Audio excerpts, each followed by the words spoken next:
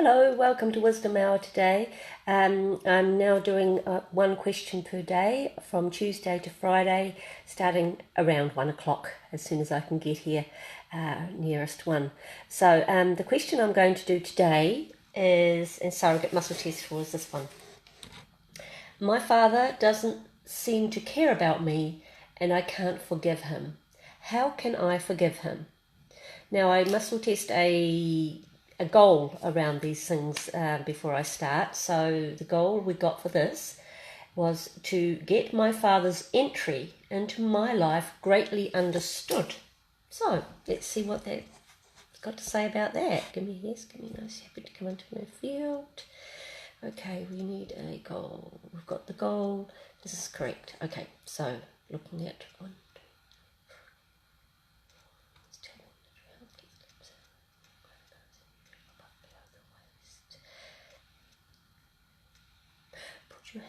Put your hands just below your navel and notice how the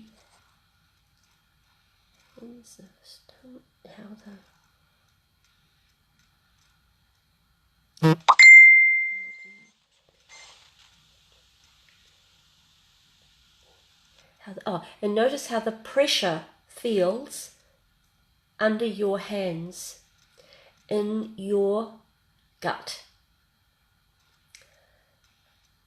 This sense of pressure here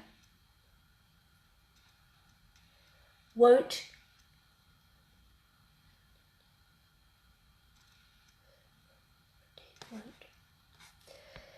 place itself with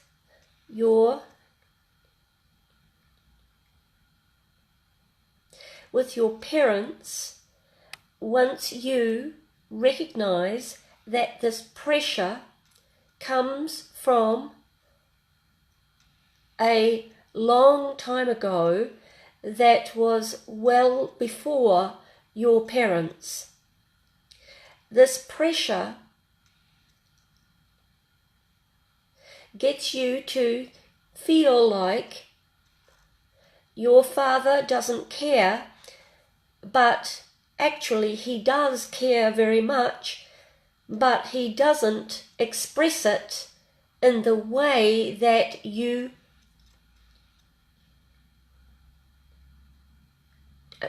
recognize. His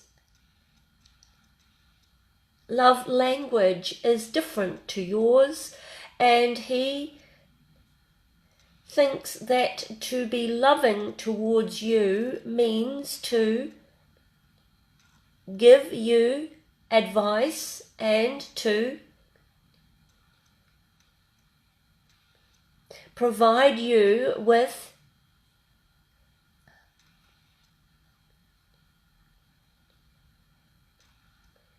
parental guidance and to set you straight when you are off course. This is his love language, and he truly thinks he is being loving towards you when he does this. He doesn't see hugs and words of love like I love you and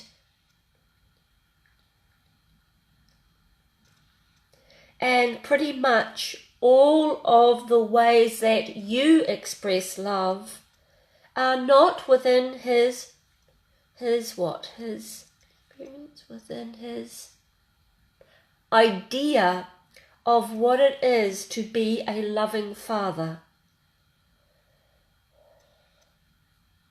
When you realize that he is being loving when he does these things, even though they annoy you,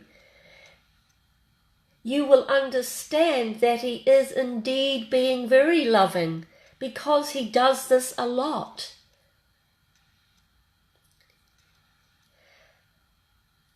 This pressure you have in your gut doesn't come from your feelings about your father, but you interpret them as if they do. And this gives you the wrong message that it is your father that is causing a lot of your uneasiness about life. The truth is, this uneasiness in you comes from a long line of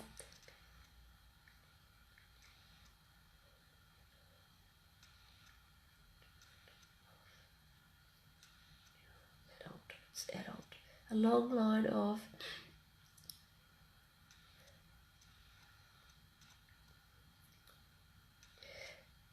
general fear-based mentality which doesn't actually come down your father's line, but from the line of your mother. And this fear mentality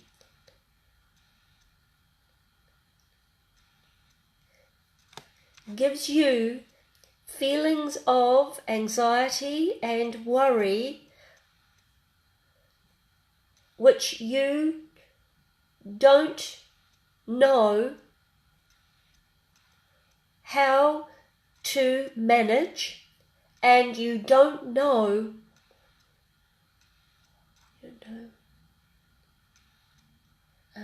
you don't know what to do about them, and you don't know where they come from. And so you choose to blame these feelings on your father. This is a typical response of humans when they have feelings that they don't know the source of. They will look around and try and find something to pin these feelings on, or to say, this is what is causing my feelings. The reason that humans do this is because to feel this way and to have absolutely no reason to feel this way makes us feel like we are going mad. And so we look around and we try to find a reason for these feelings. In your case, you look around and you get annoyed with your father, and you don't understand that he is trying to be loving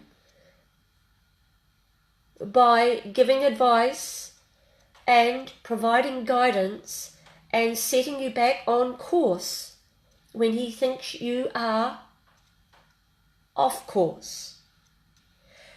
You find this annoying and do not see it as loving, or that he is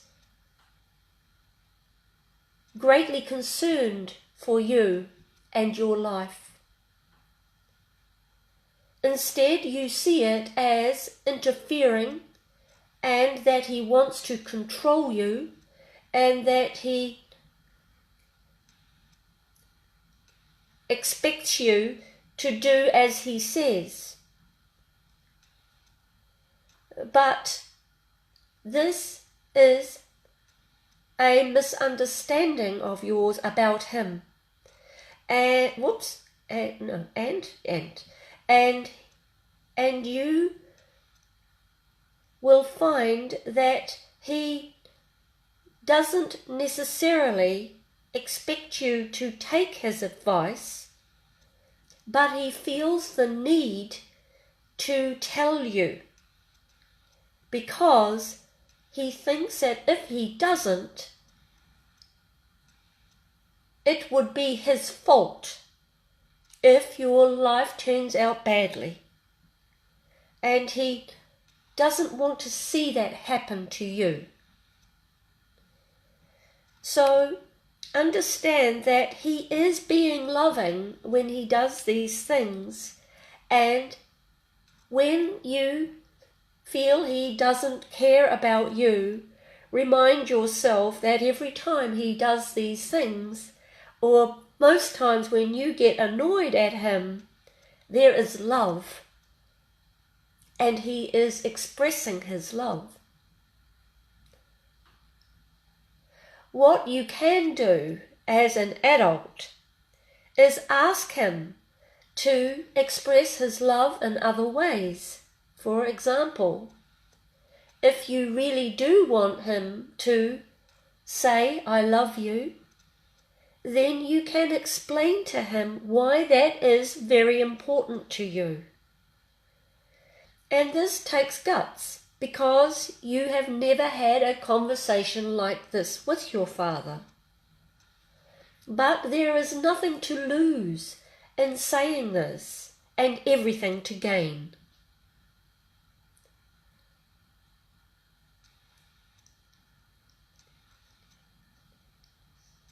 Okay, so there was quite a bit in there, wasn't there? And I would hope that that might just help you to see him a little bit differently and appreciate, and maybe it might help to take some of the annoyance out of these things too, when you realise actually he's not trying to control you. He's not doing it because he wants just to be great and blah, blah, blah. It's because he actually really cares about your life, and he doesn't want, from his point of view, he wants you to have a happy life, and he feels kind of responsible to set you back on track if he thinks you're going off on a wobbly somewhere. So how interesting to maybe rethink that. And as I say, if he's not, and as you said, whatever, if he's not showing you love in the way you really, really crave to be shown love, whatever that may be, then sit down and ask him. Talk to him about that. Say, I just don't feel loved because you never put your arms around me. You never give me a hug. You never smile when I come in the room, or whatever it might be, You never smile at me when I come into the room. You always just look worried or something, What I really want is you to smile at me, Dad, and give me a hug, and tell me you love me. And then you can go on to give me all the advice in the world, or whatever, or whatever. Yeah. So as an adult, you have the opportunity now. You have the words, you have the vocabulary. You just have to step over the fear of talking about this. And also understanding that he might just be a little bit confused and go, what? What's important about that? In fact, you'll find that some parents will say things like, "But you already know that I love you. Why do you need all that? You already know I love you." And you might go, "Actually, I don't.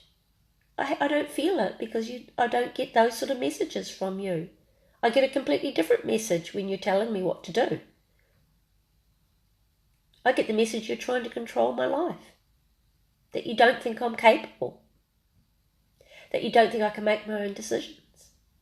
So you see, it's about opening up a real conversation and having the guts to do that if you want to see changes in the way you communicate together and have an opportunity to recognise the loving behaviour for what it is. Okay, what was interesting, it said that these fears and things that you have that you sometimes pin on your dad, or blame him for if you like, are really coming down the other line of your female side. Anything else about that? These feelings of anxiety and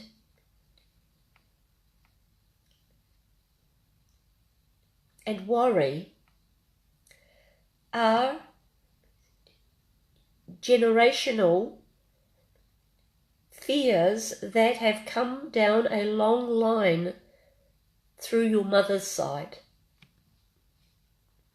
They started with a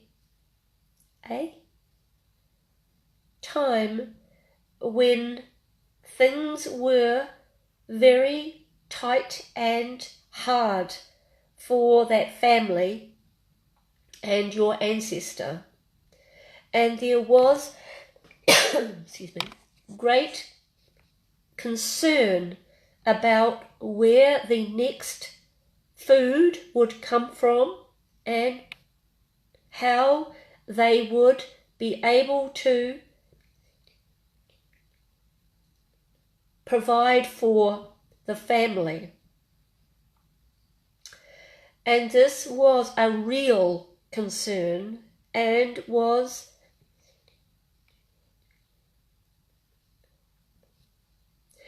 practically filling up this person's whole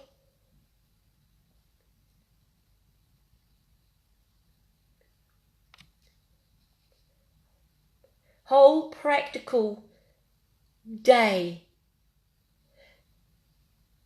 in getting what she needed to keep her family alive.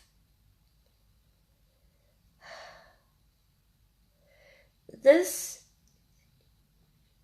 history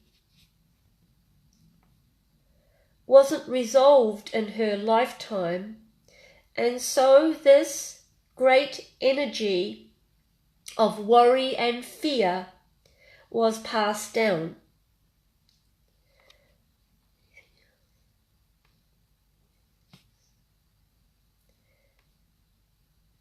When you do some work on this to clear this generational legacy, you will feel very differently, and you will help your whole family by doing this, because all of the females in your family are still suffering from this legacy. It has literally come down in your DNA vibrational code. But this can be cleared. Anything else? Anything else? Anything else? Anything else? Okay, so there you go. There's a little bit of work there for you to do if you want to get on top of these fears, worries, general anxieties that you have. Yeah, that might be something you want to come back to someone like me on, or somebody else who is used to working with generational work, DNA frequencies, things like that. Yeah, that's the sort of stuff that you need a bit of help with, okay, unless you know how to do it yourself. All right, so that I think is us for today. Tomorrow is Thursday. Tomorrow's question, is that all? That's all to say. Anything else for this person? That's it for today. Yeah. Okay, I hope that's helpful. For tomorrow, it's about somebody who's known their friend for a long time, 10 years, but whenever they're together, she just feels her energy is really negative towards her, and she doesn't know why, or if it's even real, you know, like she's just not sure. So she's wanting to know if that energy's been directed at her, and I presume sort of what to do about it if it is, or something like that. So that's our question for tomorrow. Do pop your questions in through the bit.ly link, which I shall put, I think it's above this. And at the beginning of every week on Tuesday, I let you know which questions I'm doing over the week. And if I get too many in, you know, if I start getting sort of overwhelmed by them, I'll probably do a big catch-up session maybe somewhere along the line, or I'll change the way I do things. But let's just have a little play with this at the moment and see how it works out. Do feel free to share this if you have somebody who maybe is having difficulties with thinking their dad loves them. It may give them another way of thinking about things. You never know. I know it can cause huge pain for people when they feel like their parent doesn't love them as an adult, you know, as a child too, of course. But as we enter that adult place where we can do something about it, there may be something helpful there for them. So, have a lovely day, everybody. Talk to you soon. See you tomorrow. Bye.